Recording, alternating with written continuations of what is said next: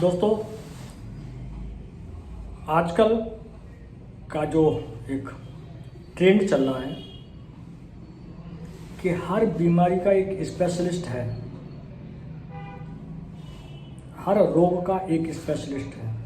अगर मैं आज से 30, 35, 40 साल पहले की बात करूं तो एक डॉक्टर, एक वैद्य बस सफिशिएंट, जीवन बहुत अच्छा, स्वास्थ्य बहुत अच्छा।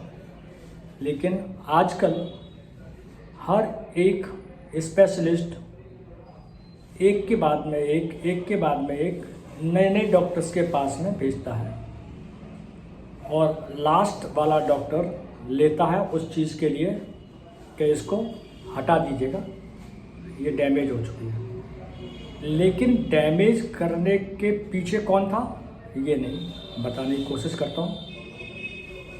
डायबिटीज़ है कि एक गोली, बीपी है एक गोली, कोलेस्ट्रॉल है एक गोली, शरीर में दर्द है एक गोली। मीन्स अगर आपको कोई भी समस्या है तो उसकी सिर्फ एक गोली आपको मिलेगी।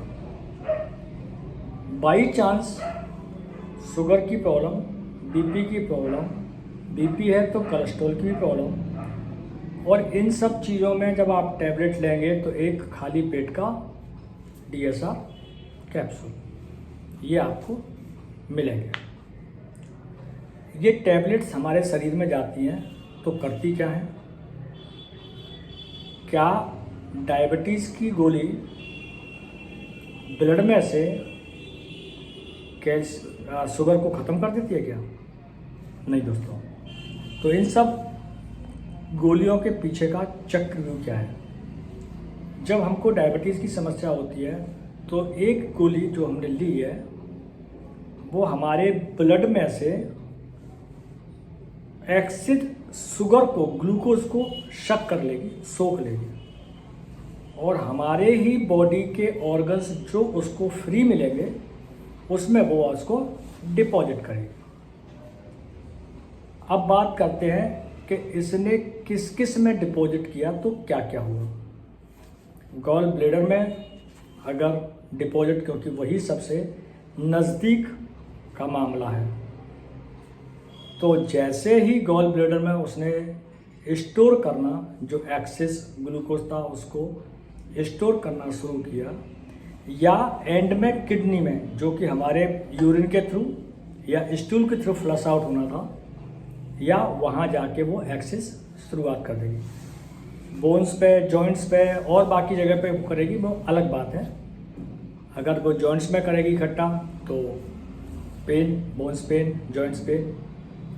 बात कर रहे हैं इंडस्ट्रीज़ की। गॉल ब्लैडर का स्टोन बन के तैयार है, एक टैबलेट। सबसे नज़दीक गॉल ब्लैडर, सबसे दूर किडनी। गॉल ब्लैडर और किडनी के स्टोन्स, बहुत बड़ी पनपती हुई इंडस्ट्रीज़ जिसके बारे में मैं बात कर रहा हूँ। गॉल ब्लैडर का स्टोन और किडनी का स्टोन, दोस्तों जिन लोगों का गॉल ब्लैडर निकल चुका है उनके लिए एक डाइट बताऊंगा, और जो गॉल ब्लैडर में स्टोन है उसका ऑपरेशन कराने जा रहे हैं तो प्लीज़ मेरी हाथ जोड़ के सिर्फ 1 महीने आप ट्राई मार के देख लेना। अगर आपको लगता है कि ये हाँ मेरे दर्द नहीं है, इट मीन्स स्टोन या छोटा हो रहा है या डिजल्व हो गया। आगे अगर आप 2 महीने 3 महीने तो इट मीन्स उसके बाद में आप अल्ट्रासाउंड करा के देख लीजिएगा, आपके ऊपर। तो गॉल ब्लैडर का स्टोन्स बहुत ही ना पैसे से ठीक होता है, लेकिन वो आपको नहीं बताया जाएगा। मैं आपको बताता हूँ। कुल्थी की दाल ये पहले खाई जाती थी, इसलिए स्टोन नहीं हुआ करता था। कुल्थी मैं डिस्क्रिप्शन बॉक्स में हिंदी में नाम लिख के भेज दूंगा। कुल्थी की दाल, 100 ग्राम कुल्थी की दाल लें, 2 गिलास पानी डालें और बहुत सिम आग पर उसको पकने के लिए छोड़ दें। जब वो आधी रह जाए, ये फॉर्मूला मेरा नहीं है, डॉक्टर विश्वरूपराज चौधरी जी का है, जो कि उन्होंने अब तक हजारों केस किए, सक्सेस हुए उन्हीं के कुछ पेशेंट्स मुझे फॉरवर्ड किए गए थे, तो मैंने भी यही ट्राई किया और उनकी भी रिपोर्ट नॉर्मल, मीन्स 3 महीने 4 महीने 5 महीने के बाद में उनके स्टोन्स नहीं पाया गया और 15 दिन के अंदर उनका दर्द में कमी पाई गई। तो इट मीन्स वो सॉल्विंग की तरफ हैं, सॉल्विंग की तरफ थे। तो कुल्थी की दाल को 100 ग्राम कुल्थी की दाल 2 गिलास पानी में सिम आंच पर छोड़ दीजिएगा। जब वो पानी आधा रह जाए, मीन्स 1 गिलास पानी रह जाए, ठंडा होने पर आधा गिलास सुबह खाली पेट, आधा गिलास शाम को खाली पेट, बस। आप पाएंगे कि यार दर्द नहीं है, अब ठीक है, मेरी एसिडिटी की प्रॉब्लम सॉल्व हो गई। मीन्स उसका जो वायलेंट जो केमिकल उसके थ्रू जाना चाहिए था, वो केमिकल भी भोजन को अच्छे से पचाने में काम कर रहा है। एसिडिटी की प्रॉब्लम सॉल्व हो गई है, तो इट मीन्स आप स्वस्थ होते जा रहे हैं। किडनी का स्टोन भी अगर है वो भी निकल जाएगा, नहीं है तो बनेगा नहीं।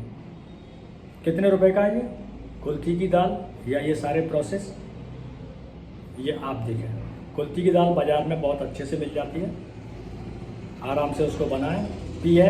सुबह 1 गिलास पानी, शाम 1 गिलास पानी, छानने के बाद में हल्का सा ठंडा करने के बाद में मीन्स हल्का सा ल्यूकवार्म, बहुत हल्का सा, सुबह पी लें खाली पेट और शाम को खाली पेट। आप देखेंगे उनके लिए डाइट क्या रहेगी। जो अपना गॉल ब्लैडर निकलवा चुके हैं, गॉल ब्लैडर वाला आदमी जो भी है, उसको गैस की, एसिडिटी की और कॉन्स्टिपेशन की शिकायत हमेशा रहती है। उसका जीवन बिल्कुल साधु संतों जैसा हो जाता है, जो अच्छी बात है। लेकिन उनको जो साथ में गॉल ब्लैडर के बाद में जो प्रॉब्लम्स होती हैं, वो उनसे पूछें कि उनको कुछ भी खाने से पहले सोचना पड़ता है कि ये मुझे खाना है कि नहीं खाना है। तो उनकी ज़िंदगी बड़ी विचित्र सी हो जाती है। सुबह जो विश्वराज चौधरी जी की DIP डाइट है, बहुत कमाल की डाइट है। गॉल ब्लैडर जिनका निकल चुका है, उनको सेब और खीरा कभी नहीं खाना चाहिए। ये बहुत ज़्यादा इसमें सोडियम होता है, उसकी वजह से एसिडिटी की प्रॉब्लम होती है। तो सेब और खीरा कभी ना खाएं। रात के टाइम पे आंवला, नींबू कभी ना खाएं। दिन में क्या खाना, उनका सुबह का खाना क्या हो सकता है, भरपूर मात्रा में फल खाएं। जो फल आपको अच्छे लगते हैं वो फल खाएं। दोपहर का भोजन सात्विक होना चाहिए, लेकिन उससे पहले सलाद होना चाहिए। सलाद कितना होना चाहिए, विश्वराज चौधरी जी की जो डाइट है, उस डाइट के हिसाब से आपका जो वजन है उसमें डिवाइडेड बाई 10, मीन्स अगर 60 किलो है तो 600 ग्राम के आसपास, 300 ग्राम के आसपास सलाद होना चाहिए, उसका आधा। शाम को भी सलाद में आप जितना सलाद खा सकते हैं उतना सलाद खाएं। अगर आप अपना भोजन ना करें शाम को, रात के टाइम पे, तो बहुत अच्छा है। ज़िंदगी बहुत अच्छी, बहुत सुकून में और स्वस्थ गुजरेगी। कुल्थी की दाल, जिनको गॉल ब्लैडर है, स्टोन है, कुल्थी की दाल, प्लीज़ बार बार बोल रहा हूँ, कुल्थी की दाल का सेवन करना शुरू करें। ये इंडस्ट्रीज़ कभी भी आपको इसके बारे में नहीं बताएगी। अगर लगता है कि कुछ लोगों के पास में गॉल ब्लैडर में स्टोन है, तो प्लीज़ उनको शेयर करें, मेरे चैनल को सब्सक्राइब करें। Thank you, thanks for watching.